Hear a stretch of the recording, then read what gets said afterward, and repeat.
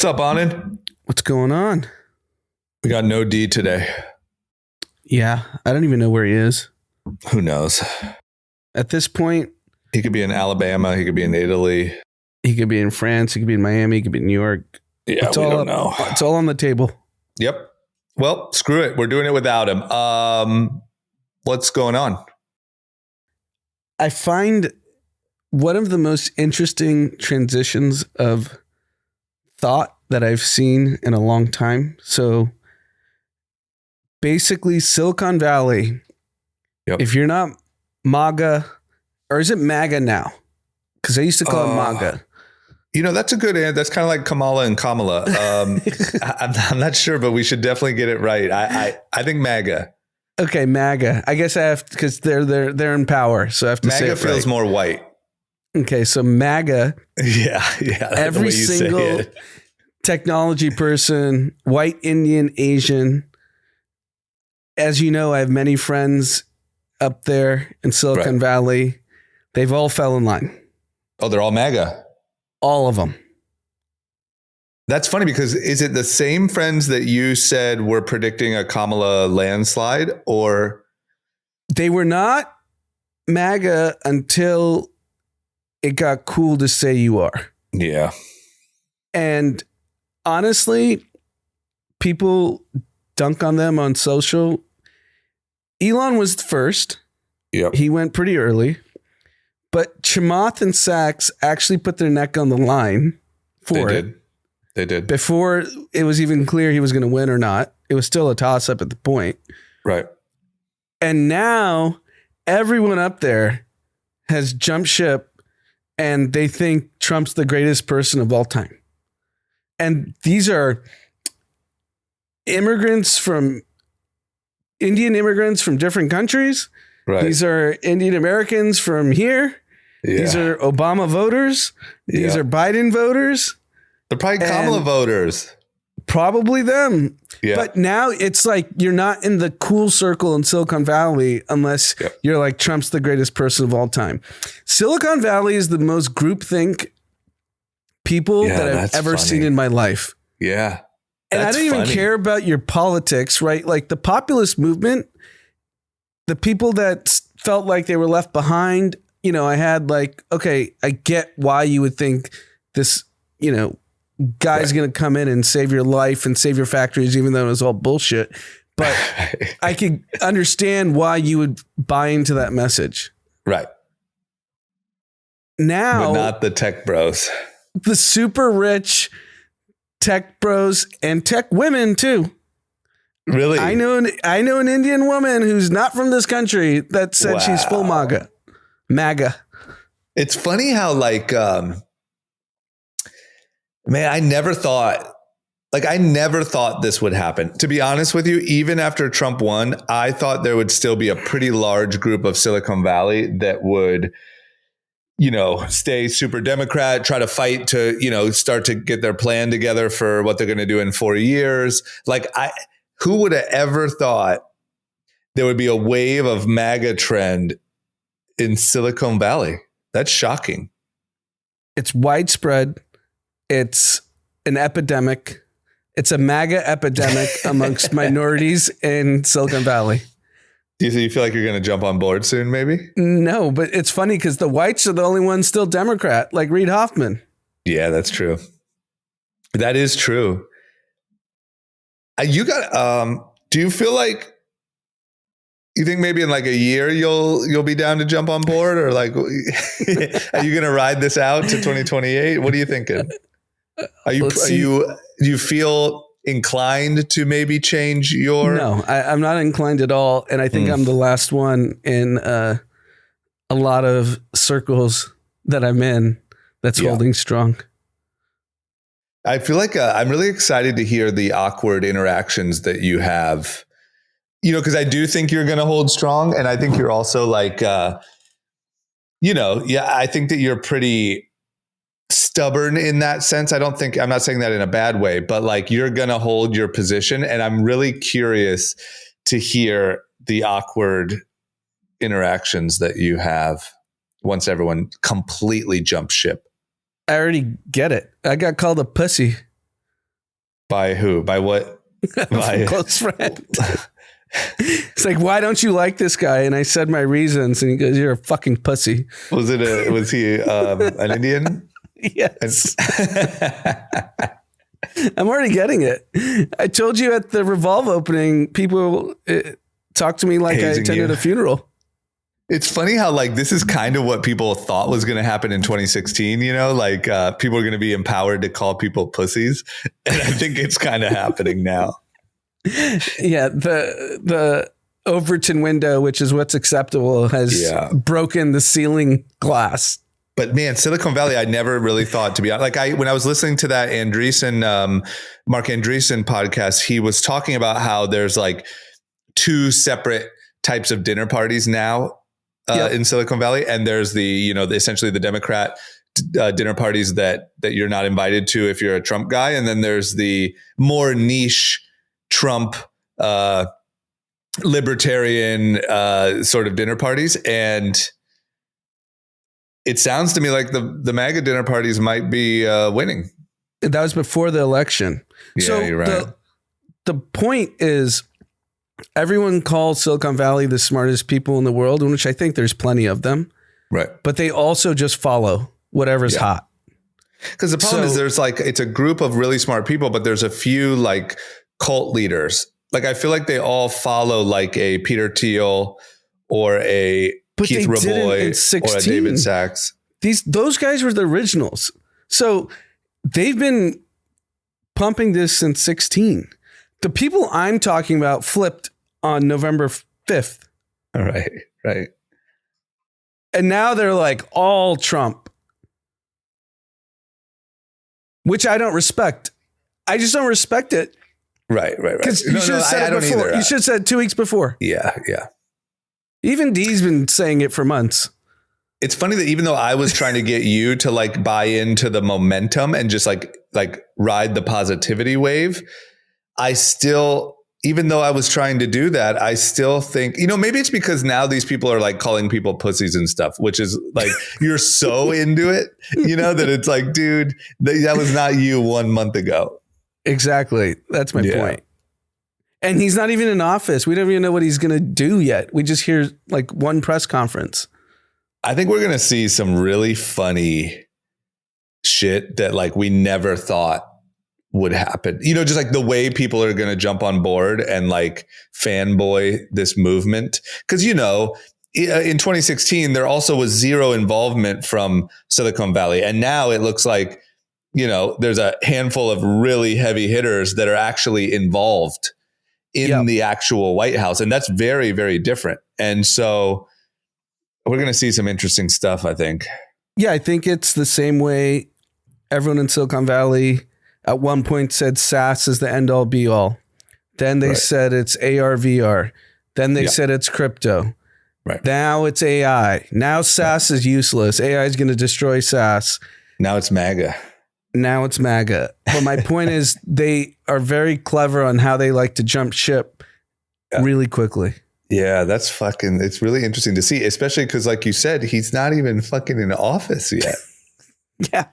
Like that was I want to know, I wish I had a list of people who voted Kamala who are now calling people pussies. And it's probably pretty high. It's probably high. Oh shit. Okay. Well, that's a good update. I think please keep us as updated as you can with like, the scene from Silicon Valley, because I think this tie-in of MAGA and Silicon Valley over the next 4 years is going to be fascinating. I think you could be right that it could all kind of dissolve after 6 months because of egos and things. It could all be a fantasy. It could work. Who knows? But like, it's a wild integration of cultures. It is funny because they're all Obama voters. For sure. And it's literally the people that 4 years ago or 8 years ago, you looked at as the smartest people. And then 8 years ago, the people who were called the dumbest people, like the Trump voters were the dumb people. Right. It was the messaging, and now they've joined forces. It's fascinating. It's literally bell curve meme of like the dumbest people and the smartest people and then like everyone else, Yeah, I feel like if I went to Sand Hill Road, which is where all the VC firms are. Yeah. With the Trump flags. With the Kamala Waltz hat, I might get denied. Right. Which is mind blowing. Like it's the same way that people thought about Trump in 2016. It really is. It really is. That's what it feels like. It's so weird. I feel like everywhere I drive now, I also went and played golf at Trump golf course. But the week before that, I went to, Moore Park, like deep in the valley. That's MAGA central. Moore Park feels like fucking Akron, Ohio. It is just flags on everyone's houses. It is wild. And you're right. Now when I see like a Harris Waltz bumper sticker, it feels weird. Someone's going to vandalize it. Yeah. You fucking pussy. Oh, it's like a little skinny Indian dude. Like, you pussy. Exactly. MAGA, That's bitch. what it is. It's amazing. Let's quickly talk about the Fed because they tanked the market today. Yeah. So can you explain? So today the Fed lowered interest rates a quarter point, another one. And the market is just absolutely tanking and crypto's tanking and everything's tanking. But I thought this is a good thing. So I think it's the commentary, which really is the reason. Inflation's not going anywhere. And the key metric to look at is the 10-year treasury yield. Yeah. And when that started spiking, the market started tanking. So is there a way to do like a Cliff Notes explanation of the 10-year yield and why it? The 10 years basically the benchmark of what the risk-free rate is. So it went up, I think, to 4.5% today. And it was at like 4.4, I believe. Right. And so just think about everything just costs more to borrow. So your auto loans are going to be more. Your mortgages they creeped up. Your mortgage rate, I think it creeped up to like 7.3%. So what they're saying is you're going to have less money. Right. So why are interest rates lowering and those things are raising? Because everyone thinks inflation's persistent and the Fed said they're not cutting as much as they thought they would for the next year. And they still have this target of 2 to 2.5%. It went from 2 now to 2.5. And I think we're at like 3.3. But the larger point is average Americans will have less money. Right. No question. Right. And but here's my other question keep going. And then crypto sold off because of margin. People are levered. So a 2% correction turns into a 4% correction because everyone's levered and they get wiped. So I think in 1 hour, $310 million of crypto got liquidated because of margin calls. Right. And that's because people are in certain exchanges globally, you can be 100x levered. So meaning that's insane. You could buy $1 of crypto and pretend your notional is 100. Right. Right. And so if 100 goes to 1,000, you make, the spread. So in the US, it's much more regulated, but still people are levered and people are levered in the stock market too. And I'm sure people got levered in the last few weeks because they thought it was an uninterrupted run up because of all the stuff that happened post-election. The real answer to all of this is just a momentary dip. Right. And this feels like a flash probably sale. Hedge funds are going to come in and buy everything. Yeah. I had a friend last night that I hung out with. He had a couple calls with pretty large hedge funds. Yeah. And they all said there's so much dry powder ready to pile in the market. Yeah. And he's like, everyone thinks the boom is like continuing. I think a wide range of banks have, so the S&P's at like 6,000 now, probably a little lower. Yeah. That they're predicting 6,500 to 6,750 by the end of the year of 25. Yeah. Those are massive gains. Yeah. I don't think this is alarming, but I do think what's going to happen with this administration is the top 5%, I would say, of wealth in America compounds significantly. Yeah. And I don't think average Americans are going to benefit. Yeah. The ones that actually put him in office. Yeah, I agree with you, actually, because I think it is going. I mean, it would seem, as long as we're right that this is a momentary little dip, which it does. I'm sure tomorrow everything will be back up, or whatever, Friday. Yeah, naturally, what's happening here is it's showing that inflation and these things that are hurting, the lower and middle class it's going to be tough. I mean, all signs point to that's going to continue to be tough. That's what you're saying, even, interpreting what Jerome Powell said today. But yeah, also to your point, all I'm really doing is reiterating what you were saying. But I think it's going to be for people who are invested and who are in crypto and who are doing all that. It's just going to be, as per usual, like the tale of two cities here. It's just, if you're struggling to buy eggs and eggs are a little more expensive, it's going to be tough, it seems like. But if you're YOLOing your fucking Bitcoin, I think you're probably going to be pretty happy. Yeah. I mean, I think top 5% might even be generous. It's the top 1%. All the Silicon Valley guys are like, oh shit, I'm going to make a fortune. MAGA, right, but I'll even say, you fucking MAGA pussy, you broke bitch. I would even say the people, thinking about some of our listeners that I've talked to, even the people that, have good jobs that aren't going to go anywhere and who are very disciplined about their investing, I think they're going to have great years. I mean, I know people who, once again, I know a friend in particular, just to speak in particulars, who makes good money and has a good job, but is pretty disciplined about investing, and really started at the beginning of this year, which was a great year for that. Yeah. And I'm talking like S&P index and Bitcoin and Ethereum. And, that person broke 100K in savings for the first time in their life this year, and probably is up like 30%.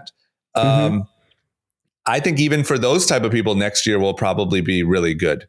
It's just, if you're living check to check and trying to support a family and trying to buy groceries, which is a massive part of this country, it seems like I don't really see like a bright spot that is showing.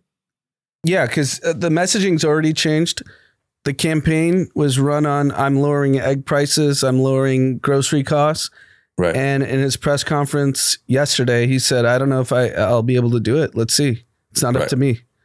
So it's already indicating that the average person's still going to get screwed. Yeah, I'm really, really, really curious, because the hopes are high. Well, you think about who showed up at Mar-a-Lago, and they have to. I'm sure the board mandates them, because he's the one that's going to dictate their stock price at this point. If you're on the wrong side of Elon or Trump, it's probably bad for you. So Bezos showed up, $1 million to the inauguration. Right. Zuck, $1 million to the inauguration. Satya from Microsoft, $1 million to the inauguration. Yeah.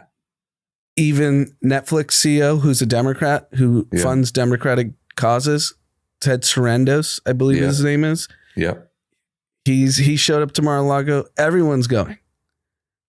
Oh, it's so fascinating. I just can't wait to see how this plays out. Right. They are going to make a fortune. Yeah. But the person worried about their eggs is not. Right. I cannot wait. I mean, I feel like, if nothing else, number one, politics ever since 2016 has been, probably way too much, but so much in the the normal public conversation more than ever. But man, I just feel like the next 4 years is going to be nonstop action. Here's my question, though, to the populist movement is the reason why he got elected in 2016 and was the bulk of the votes this year as well. The rich people just came on board either right before or after. Yeah, I think most rich people were Democrat. But what happens to them in 2 years when they're still in the same bad position they are today?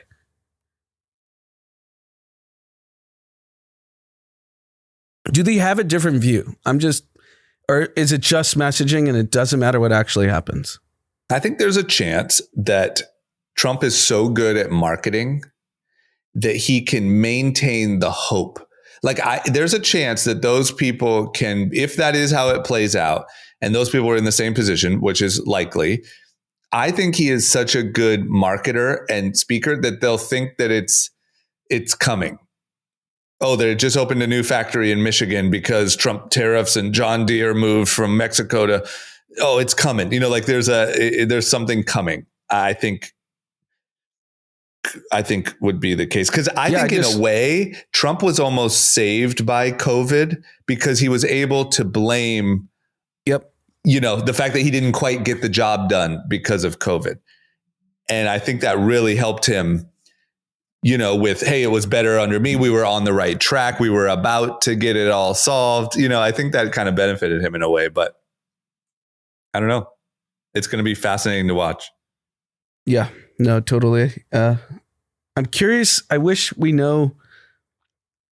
I'm sure some listener that voted for Trump that is struggling, how they're going to feel in 2 years. Well, I have, I'm going home for Christmas. I can do some. Yeah. And then you have to do the 2 years from now. Yeah. I think there's some cousins and stuff, that I could probably interview. There's definitely some, how do I say this? There's some cousins that I only see when I go to Ohio that are more like distant cousins that for sure fall directly into who you're hoping to hear from. So yeah, I could do a 2024 and then a 2026 interview. Market research. Yeah. What about, speaking of crypto, this Senator Cynthia Lummis says 2025 will be the year for Bitcoin and digital assets. So she's a senator from Wyoming. She met with David Sachs, who's now like the crypto czar and AI czar. Yeah, that's amazing. The anticipation is as soon as he starts, they're going to figure out a crypto strategy for America. Jay Powell today said the Fed can't buy crypto. I think his term's up in a month, so it really doesn't matter what he says, because even if his term extended, Trump would fire him on January 20th. It really wouldn't matter. Yeah. And it's the first time, honestly, since crypto started, Bitcoin in 2008, but more mainstream in the last 6-7 years, that the U.S. government is playing ball. Right. And I'm curious why Brian Armstrong, the CEO of Coinbase, didn't show up at Mar-a-Lago. Yeah. I know he's very close with Sachs. Yeah. I bet he's doing something. He's just background. Yeah. So he's definitely done his, or maybe doing he did so much in the last 12 years. He's like, I got to take a break now that we have people that want to support us. You said he is friends with Sachs? Yeah, they're friends for sure. Okay, 100%. That's good. That's huge. I mean, Coinbase might have just hit the lottery. The cryptos are and the CEO of Coinbase. Right. I mean, come on. Not investment advice. This was the same trade when BlackRock was investing in Bitcoin at 56K. Like, you could triangulate what's going to happen. Right. I mean, fuck. God, I wish they would do like a White House podcast. Well, apparently Vivek or Vivek, I have friends that with the same name that pronounce it differently. So I'm not. Listen, you're going to have to get some fucking respect here. Okay. It is Vivek, like cake. That's what he always says. You did this to me. Now it's time for you to put some respect on Vivek's name. And they're supposed to do a pod, him and Elon. Yeah, I did see that. I just would like RFK and Trump and Elon and Sachs, like all these people that know the value of it. I'm not saying like a weekly fucking Donald Trump podcast, but like, man, it would just be blockbuster. I think even with Sachs, like the fact that if Sachs wasn't on All In, like I wouldn't really know who he was, or I would have like preconceived notions about him or whatever. But now it feels like somebody is in charge of crypto and AI, and like it feels so much more, relatable or whatever. I just think it would be blockbuster if we could hear from these guys once a week. Maybe they'll do that with Doge. Maybe they'll pull some of the guys in. Yeah. Do you think the government, they're able to loosen those restrictions to let people in? Because I've listened to every All In pod since the day they started, and they obviously were much looser when they started till now, because they realize now they have a shit ton of listeners. Yep. Can people now involved in the government have loose lips about what's going on? Yeah, I don't know, because Sachs hasn't been on the pod, I don't think, the last couple of weeks. Yeah, and they said they're going to rotate through some guests. I saw on Twitter, because he's busy. Is he busy or is he being told not to? Yeah, I would assume that there is a little bit of like warning that you got to be a little extra careful now. Also because of things like, I mean, obviously this was ridiculous, but like the Tony Hinchcliffe moment, like there are these moments where if someone tries to tell a joke or goes off the rails, it reflects on Trump. I would imagine, I don't know. I would imagine you would be told. The political scientist thinker, Jeffrey Sachs, not related to David Sachs, different spelling of last name. Yeah. He has done multiple podcasts where he says the deep state, in his opinion, is a 30-year bureaucrat. Yep. That they just last through all the administrations, whether it's Republican, Democrat, and they're the ones who actually control what's going on. Yeah. How, like, are these people going to be able to, like, where's the clash? I can't imagine a 30-year bureaucrat, whether they're Democrat or Republican, wants Elon and Ramaswamy coming in and saying, this isn't how it's going to work. It's also so fascinating. Also, I don't think we can discount the like power of fame.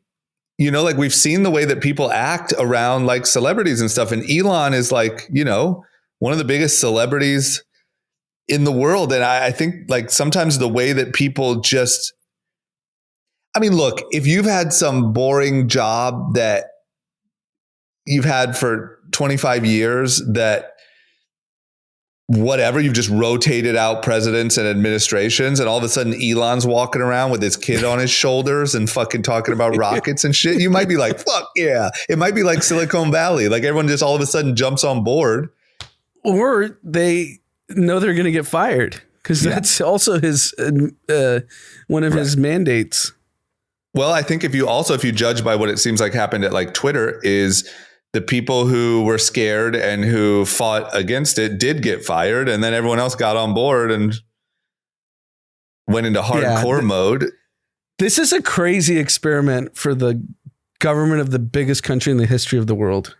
Well, and as like nerdy reader dude over here, there's like 15 books being written right now that are about to start. Oh, you know, the Elon perspective on what he did. Who Walter Isaacson, I'm sure, is going to write something. I mean, Michael Lewis will write something. Yeah. Apparently Trump's suing Bob Woodward. Yeah. Woodward is. But all of those types, like think about all the gold that's about to happen in the next 4 years when it comes to content and books and documentaries. And I will watch every single one. I read the fucking Omarosa book. What's she up to? She wrote a book about her time. Because remember, she was like part of Trump's squad in 2016. And she wrote a book about it in like 2018 or something. I read it because I was just so fascinated with like, what the fuck is going on in there? And that's Omarosa. And that's 2017, 2018, when I couldn't have really cared less compared to now. If someone came out with any piece of content about whatever the fuck is about to happen or what happened over the next 4 years is going to be blockbuster. So we'll see. Be fun. Okay, next up, let's just quickly tap into the TikTok saga. So obviously it looks like, apparently Google and Apple have already been told to prepare, in January to take off TikTok from the App Store. Everything seems really serious. Everything seems like it's moving forward. But that being said, Trump has said he has a, sweet spot for TikTok because he does feel like it helped get young voters in his election. And, it looks like the Supreme Court is going to take a look at it. What's the update that you know? I think both things are exactly what you said. The Supreme Court is getting ready to vote on a ban. Donald Trump likes TikTok now because he said he won the youth by 34 points. Yeah. So everything with Trump we know is a scoreboard. Right. So the scoreboard told him the youth have gravitated towards him, and he credits his son Barron Trump, who he should be in the NBA with how tall that dude is. He towers over Trump, and Trump's like 6'4". Yep. That tells this kid. And, I think it's another, like the TikTok CEO showed up at Mar-a-Lago. Yeah. It's not going anywhere. I'm telling you guys. I'm telling you, I would place my bet on it's not going anywhere. But knowing Trump's not running for re-election again, you do think he just wants to stay on? He just wants to keep it on because he resonates. He certainly resonates on TikTok. There's like no question. Yeah. Yes. And I think that like, if you're looking at it politically, like I think Trump cares about being liked when he leaves and being looked at, in a positive way. And I think that like there is a massive portion of people that for better or for worse will have a bad opinion of whoever takes away their TikTok. It's not going to be a popular decision. These people don't understand the China backdoor looking into everyone's day. They don't fucking care. They want to watch Alabama cheerleaders do not care.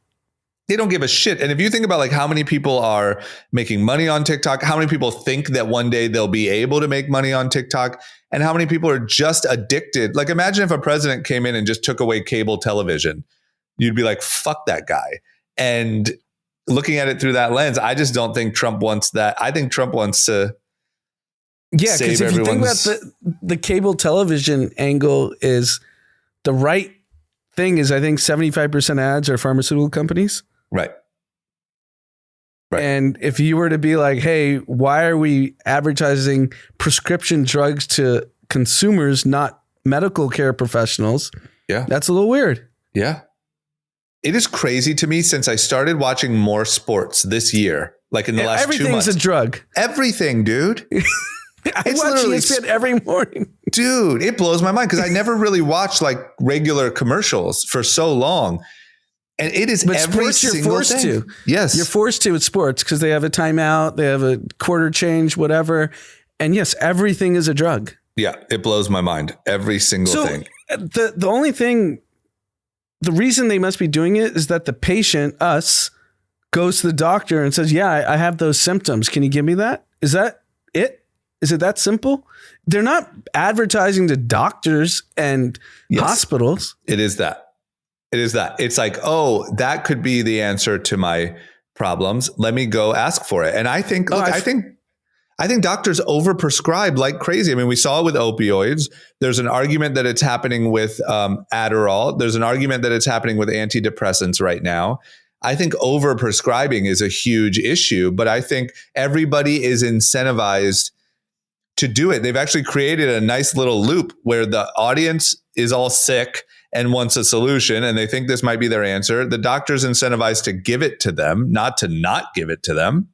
And they get bonuses on how much they prescribe. Right. We saw in all the opioid documentaries. Right. Imagine people, like they've created a business where the customer goes in and asks to be put on drugs or recommends. It's the only way because it is every commercial. Every ad. And they're regular people. It's not like, a beauty ad where it's like a very pretty person. Right. It's like a very average looking person. Yeah. So the sports watchers, like, that's me. Yeah. I feel like that too. Yeah. Looks like he's doing great now. Yeah. Oh, I have plaque psoriasis. Let me go into my doctor and who cares about all these side effects that I might have nausea, vomiting, throat closing. Because no one's listening because they speed up the last part of the ad. I've studied this because got put on. I didn't realize it until Rogan started talking about it. And then I started paying attention. Yeah. And then now I'm like, they just speed up. If you have this, you shouldn't take it. It's like the worst shit. It's the worst thing that could fucking, it's like, do you have dry skin? Take this. The side effects are you're going to want to kill yourself. Your throat's going to close. You're going to puke and shit your pants at the same time randomly. It's like, what, dude? Can I get some lotion? And the ad's already done because now it's just the fine print. So no one's paying attention to the last part. I literally mute it now. Because like I think what I was doing, I was listening to mostly like podcasts and stuff during the day. And now I'll just throw on sports and it is a shocker going from not ever seeing it to constantly seeing it. It's so crazy.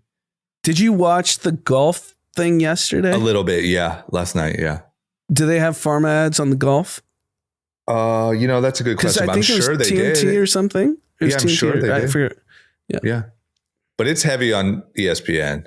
Oh, no, ESPN, every sports show, every game, it's just pharma. Okay, so we'll see what happens there. We'll keep you all updated. Next thing is Stanley Cups, which is the, hottest item of the year, I would argue. We've seen people trampling people to get, the limited edition Target Stanley Cup or the this or the that. And we've heard about kids getting bullied for having a different brand than Stanley. But unfortunately, they're ending the year with a massive recall. They're recalling 2.6 million. It looks like specifically Switchback and Trigger travel mugs. But do you know why? What's happening? So apparently, if the Stanley mug is exposed to heat and torque, I don't understand what they mean by torque. Me neither. Is that just like shaking your Stanley mug? Yeah, like someone twist it. I think the torque is when you twist the lid off. Got it. And apparently, it affects the way you consume it. Are your big mugs Stanley? No. Did you bring it to the office? No, there's some Amazon shit. Let me see. You're getting burned. I'm getting Sivago. There's some Amazon shit. Why? What happens? Am I just drinking like black poison or something? It's a burn hazard. And once you start using it, you burn. And apparently 91 people globally have been hospitalized. I think 36 in America. Wow. And now they've told everyone who has that model to stop using it. And that model's been being sold since 2016. Wow. What a weird side effect. Like it's burning their skin, you're saying? Yeah. How weird. And enough where they had to recall it. And also, it's crazy that we've been told plastics cause everything. Yeah. But your Fiji bottle's not getting recalled. Right. You're not burning your hand off. And this is the alternative. Yeah. It's a lose-lose. Also, it's like, where are you getting the water from that you're putting in the Stanley? It sounds like this plastic issue is just completely unavoidable almost. Do you think plastics is similar to nuclear energy? Where we're going to be like, why are we banning plastics? Why'd we ban nuclear energy? Well, no, because I do think plastics are harmful, but I think that it's so pervasive in everything, in our clothes, in our drinks, in our everything. I just don't think it feels like when people more so talk about like climate change, like electric cars aren't putting a dent in climate change because they're still made with fuel and whatever. And so it feels to me like that. Like, yes, it's a big deal. It's probably pretty crazy, but I think it's so infiltrated into everything that like there's nothing we can do. I'm sure everyone at your gym is using similar jugs like yours. No one's drinking out of a water bottle. Well, not totally true. You got to keep in mind, I go to a gym where people are also getting punched in the head 100 times a day. They're not right. Like not everyone, it's not Equinox in Beverly Hills. It's, the least of their concerns is plastic bottles. They should be thinking about injuries. Getting in your head's worse than a plastic bottle from Fiji. Yeah.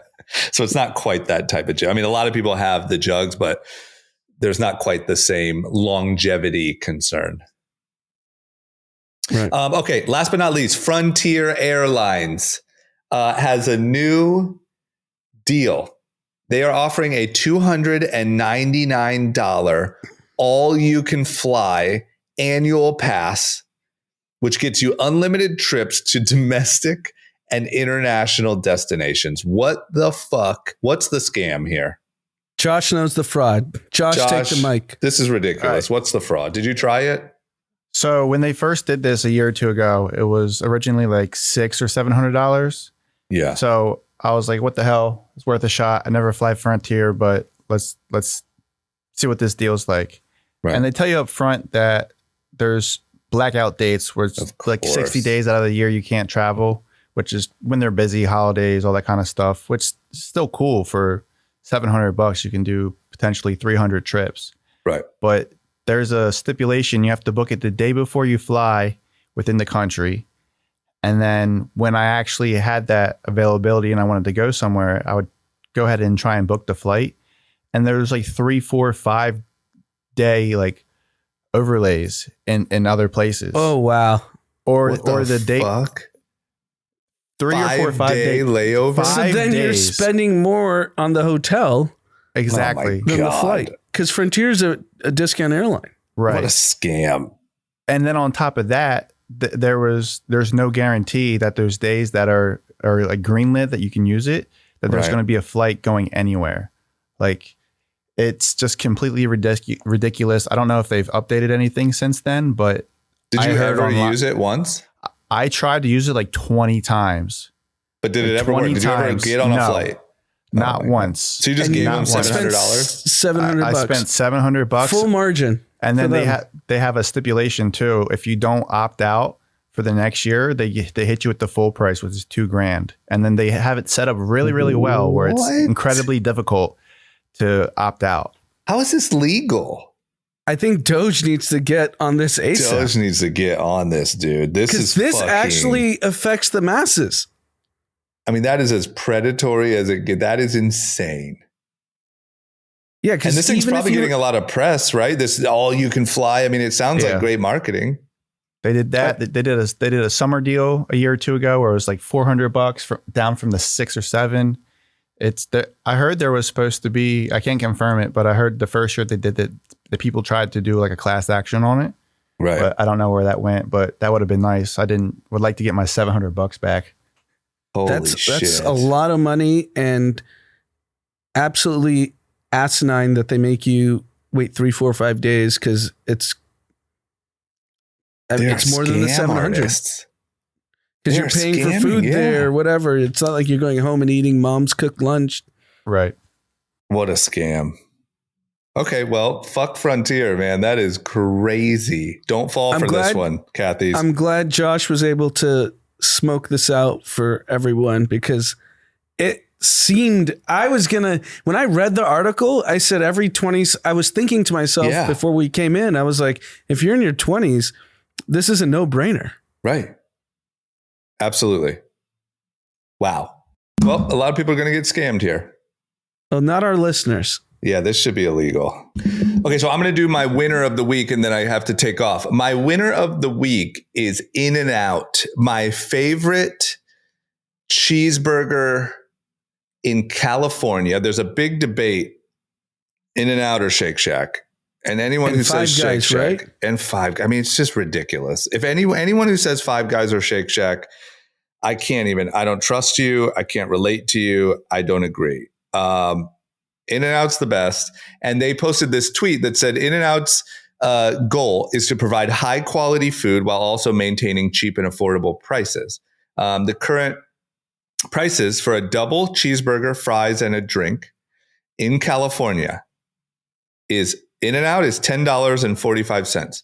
McDonald's is $11.97. And Five Guys is $21.57. So the crazy thing here is, I do think this might sound ridiculous. In-N-Out does have incredibly high quality.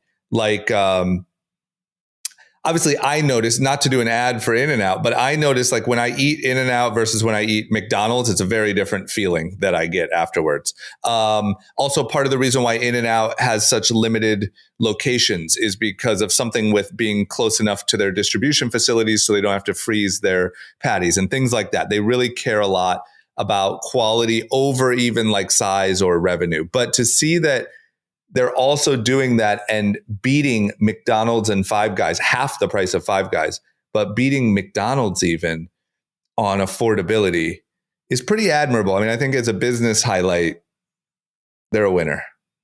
Yeah, they're extraordinarily profitable. Obviously, they're still private. They actually just launched or announced that they're going to go to the East Coast for the first time. Nice. So there's going to be In-N-Out in New York. So all the East Coasters can shut the fuck up, even though I don't eat beef. But yeah, everyone likes to shit on In-N-Out because it's a West Coast brand. What I don't understand is how they're so profitable with the same labor costs as a McDonald's and a Five Guys. Right. And their labor cost is actually probably double because there's like the known thing. You go to In-N-Out, you make like a significantly higher wage. Yep. Like you can make 6 figures as an In-N-Out employee in the restaurant, not corporate. Yep.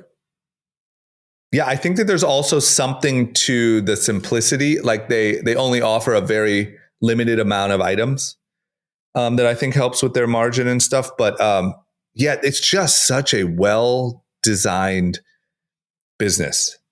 And if I went to the random diner and ordered a grilled cheese, I'd feel like shit. If I go to In-N-Out and I get a grilled cheese, I feel fine. Yeah. Yeah. Same with a burger.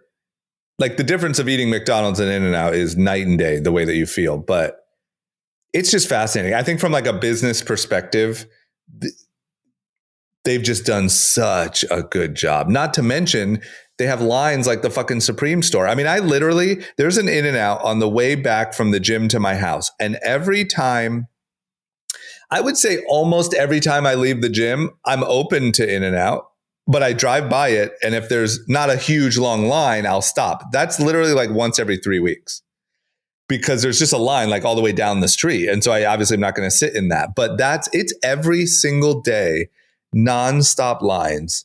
I mean, they could probably charge $30 for, this meal, but they don't. They keep it low. That's probably how they're driving the volume, why people are willing to wait in the line. Because you're getting a high quality product for a fraction of the price of shitty product. Right. And think about how tempting it would be to raise the price or lower the quality or expand the locations, or like there's so much temptation to do all of these different things that they are not doing. Add more items, add chicken tenders, they really are so disciplined. I feel like In-N-Out and Trader Joe's are the two best well-run private companies that deliver food. Because we've seen the stories about Trader Joe's. They are extremely profitable on each location and they're affordable. In-N-Out's affordable now compared to everything else. Yeah. I never thought about In-N-Out as more affordable than McDonald's. Never. I would have said, if you would have asked me before I opened this, I would have said McDonald's is half. Right. That's crazy. Okay, well, there you go. That's an incredible business lesson. They're my winner of the week. Anand, you go. What is your biggest winner of the last week? My winner of the week is the Phoenix Suns. Matt Ishbia, the owner, has announced new concession prices in the arena. $2 hot dogs, $2 waters, $2 sodas, $2 chips, $2 popcorn. A family of 4 used to spend $98 on hot dogs, water, and popcorn, but will now pay $24 instead. I think this is fantastic. Obviously, Matt Ishbia is worth billions and billions of dollars and paid billions and billions for the franchise, but wants to create a great customer experience. And I think it's going to go great for the city of Phoenix and their fans, and probably have more buy-in, and you'll get more viewership locally and your regional rights will go up. So I think it's a smart move. It's similar to what we talked about with In-N-Out. Keep your prices consistent, keep your quality high, and you'll extract more value on the long tail. So I do think it's a capitalistic move, but you also benefit the consumer. So you could do both, in my opinion. And my loser of the week is the healthcare system. So, as many of you know, I'm pretty involved with the UCLA hospital, and learned that pediatric reimbursements on insurance are a fraction of adult reimbursements on insurance. So adult reimbursements have Medicare. This is for people that can't afford the care that they're getting. And so Medicare comes in and helps adults. And for children, it's Medi-Cal, and Medicare will cover most of it. And Medi-Cal typically covers 10 cents on the dollar in a hospital visit. So people that don't have proper PPOs for their children are getting screwed in the healthcare system. They're going bankrupt. They're in poverty, and they can't work because their kid's sick, and then they have no coverage. And it's pretty crazy because that pediatric patient, if you just think, like I was talking about capitalism, if you solve the pediatric cause, they won't become an adult patient. So we're actually burning the system long-term by having this silly system. So, you know, as I learn more about the healthcare system in America, it's significantly flawed, and, you know, hopefully something can be done about it eventually. And then my content of the week is the college football playoffs start this weekend. I think Friday night's the first game, and ratings are going to be bananas. It's the first time it's a 12-team playoff. I think everyone has a shot, to be honest. The way college football has gone this year, every team 1 through 12 has a shot to get to the finals and win the championship, which I think is a pretty cool feature. And then at the end, half the players on all the teams will go transfer in the free agency process, which is now the NCAA portal that exists. So that's my content. And all right, we have one shout out from Baron's wife, who came and visited me and Dee last December and sat in for one of our podcasts. We gave a shout out, said thank you. And it's his 27th birthday this Sunday, December 22nd. And I was wondering if you could give him a shout out, which we are.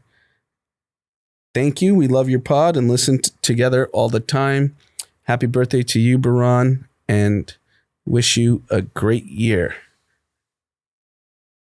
All right, we'll see you Sunday.